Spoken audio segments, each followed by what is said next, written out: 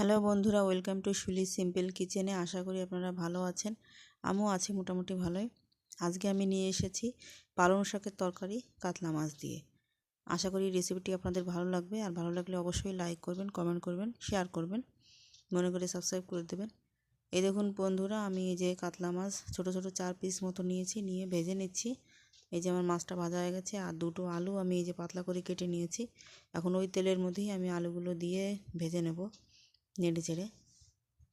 এই যে আমি আলুগুলো দিয়ে দিলাম, দিয়ে এবার আলুটা নেড়ে চেড়ে ভেজে নেব। বন্ধুরা, একটা কথা না বললেই নয়, এই শাকের তরকারি রান্নাটি আমি আমার ঠাকুমার কাছের থেকে শিখেছিলাম। আমার ঠাকুমা খুব ভালো রান্না করতেন, তবে আজকে আমার ঠাকুমা আমাদের মধ্যে নেই, তো রান্নাটি শিখেছিলাম, সেই রান্নাটি আমি আপনাদের সঙ্গে শেয়ার করলাম। আশা করি রান্নাটি আপনাদের ভালো লাগবে। এখানে দেখুন আমি যে 4টে কাঁচা লঙ্কা নিয়েছি, আর মাঝখান থেকে এভাবে কেটে দিয়েছি।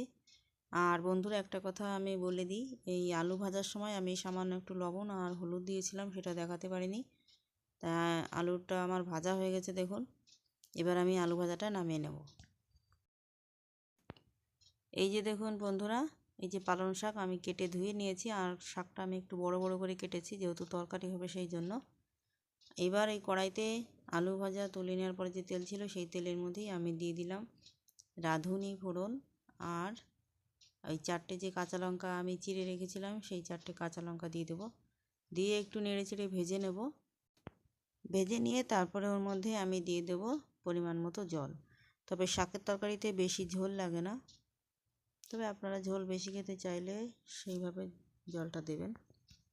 এই যে দেখুন বন্ধুরা, লঙ্কাটাও ভাজা ভাজা হয়ে গেছে। এবার আমি এর মধ্যে দিয়ে দিচ্ছি 1 বাটি জল। এই যে দেখুন, এই বাটির 1 বাটি আমি জল দিয়ে দিলাম। এবার আমি একটু জলটা নেড়ে দিলাম। নেড়ে দিয়ে এখন আমি দেখলাম আর একটু জল লাগবে। আমি এই যে এখানে 1/2 বাটি মতো জল দিয়ে দিলাম। এবার আমি এর মধ্যে দিয়ে দিচ্ছি নুন, আর দেব হলুদ। আপনারা এটা স্বাদ মতো দেবেন নুনটা। এই যে দেখুন, আমি এর মধ্যে এখন দিয়ে দিচ্ছি 1/2 চামচ হলুদ, আর সামান্য একটু দেব। দিয়ে তারপরে ভালো করে একটু নেড়ে দেবো, মানে হলুদ লবণটা জলের সঙ্গে ভালো করে মিশিয়ে দেবো।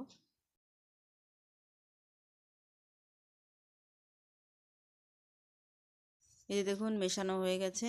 এবার ঝোলটাকে ভালো করে ফুটতে দেবো। আর এই দেখুন, ফোটাও শুরু হয়ে গেছে। এই যে ভালো করে যখন ঝোলটা ফুটতে শুরু করবে, এর মধ্যে এবার আমি দিয়ে দেবো সেই ভেজে রাখা আলুগুলো।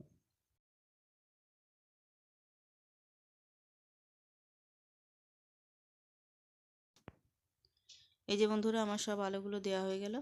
এবার আমি এই শাকের, মানে পালং শাকের পাতার যে গোড়ার দিকে যে ডাঁটা মতো অংশটা থাকে, সেইটা আমি এই যে প্রথমে দিয়ে দিলাম। দিয়ে এবারে আলুর সঙ্গে এটা আমি 2 মিনিট মতো রান্না করে নেব, আর পাতাটা আমি পরে দেব।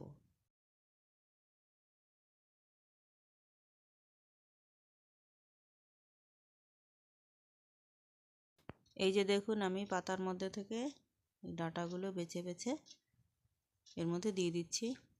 আর এই যে দেখুন, পাতা রয়েছে, পাতাটা পরে দেব। এবার আমি একটু নেড়ে চেড়ে দিলাম। এবার এইভাবে আমি এটা রান্না করে নেব 2 মিনিট মতো। আপনারা সঙ্গে থাকুন আর ভিডিওটি দেখতে থাকুন লাস্ট পর্যন্ত। আপনাদের আশা করি ভালো লাগবে। 2 মিনিট মতো রান্না করার পরে আমি এই যে ভেজে রাখা কাতলা মাছটা তরকারির মধ্যে দিয়ে দিলাম। দিয়ে হালকা করে একটু মিশিয়ে দিলাম, নেড়ে দিলাম।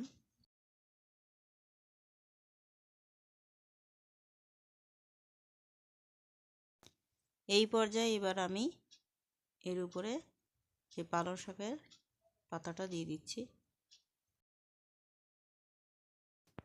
শাকটা সব দেওয়া হলে হালকা করে একটু নেড়ে দিয়ে তারপরে আমি ঢাকা দিয়ে রেখে দেবো 5 মিনিটের মতো, কারণ শাকটা হতে বেশি সময় লাগে না। আর এই পালং শাকের তরকারি বন্ধুরা গরম ভাতের সঙ্গে খেতে কিন্তু দারুণ লাগে। মাছ দিয়ে আপনারা অবশ্যই এইভাবে রান্না করে খেয়ে দেখতে পারেন। আপনারা এটা পুঁটি মাছ, যে কোনো মাছ দিয়ে রান্না করে খেয়ে দেখতে পারেন, খুবই ভালো লাগবে। এই যে দেখুন আমি এবার ঢাকা দিয়ে রেখে দেব। এই যে দেখুন 5 মিনিট পরে আমি ঢাকাটা তুলে নিচ্ছি। দেখুন শাকটা একদম নরম হয়ে গেছে। এবার আমি হালকা করে একটু নেড়ে দিচ্ছি।